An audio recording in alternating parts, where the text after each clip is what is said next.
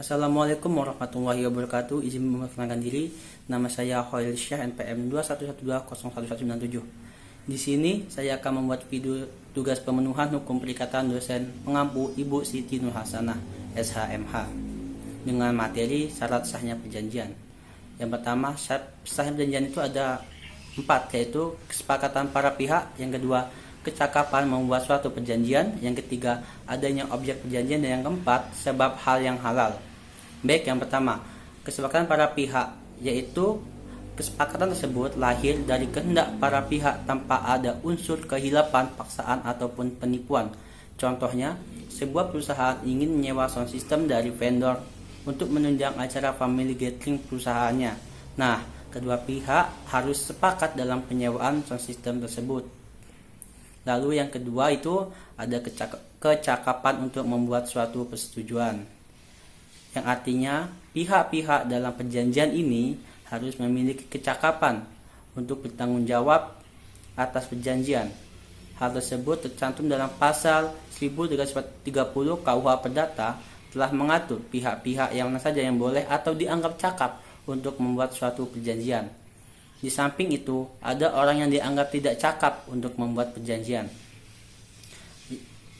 Orang yang tidak cakap membuat perjanjian antara lain: yang pertama, orang yang belum dewasa atau umurnya belum 17 tahun. Yang kedua, orang yang ditempatkan di bawah.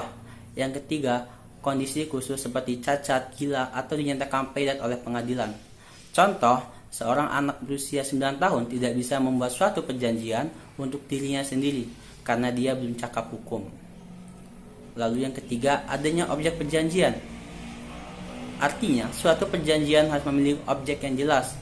Objek tersebut tidak hanya berupa barang dalam bentuk fisik, namun juga dapat berupa jasa yang dapat disatukan jenisnya atau suatu pokok persoalan tertentu.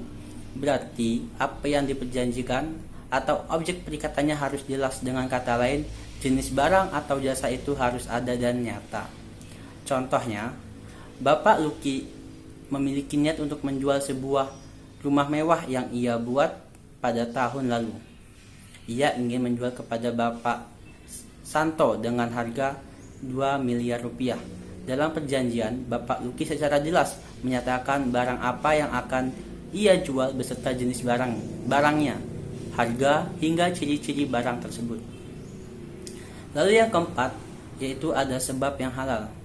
Artinya, sebab yang halal berhubungan dengan isi perjanjian itu sendiri, di mana perjanjian tersebut dibuat berdasarkan tujuan yang tidak bertentangan dengan hukum yang berlaku di negara tersebut. Perjanjian yang dibuat berdasarkan sebab yang tidak benar atau dilarang membuat perjanjian tersebut menjadi tidak sah. Contohnya, ketika Herman melakukan perjanjian dengan preman bayaran untuk membunuh orang, melukai orang lain, hak tersebut tidak boleh dikarenakan melukai orang lain dilarang oleh undang-undang yang berlaku di Indonesia, sehingga perjanjian tersebut tidak sah atau menjadi tidak dibenarkan. Lalu yang terakhir, akibat hukum jika tidak memenuhi syarat satu perjanjian. Yang pertama, syarat 1 dan syarat 2 disebut sebagai syarat subjektif. Jika syarat ini tidak terpenuhi, maka perjanjian itu dapat dimintakan pembatalannya kepada hakim. Pembatalan dapat dimintakan dalam tenggang waktu 5 tahun.